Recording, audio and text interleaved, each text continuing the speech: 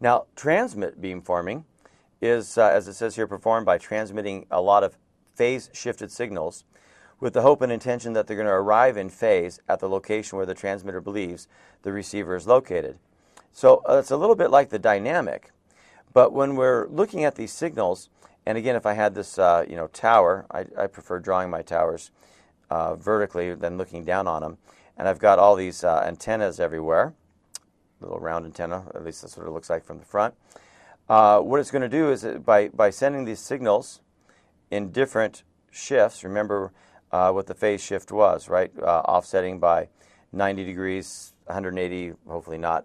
But what it's doing is it's trying to find the best shift, if you would, and sometimes it's something we haven't talked about, polarization, that helps you in getting to the actual receiver that you're trying to communicate with.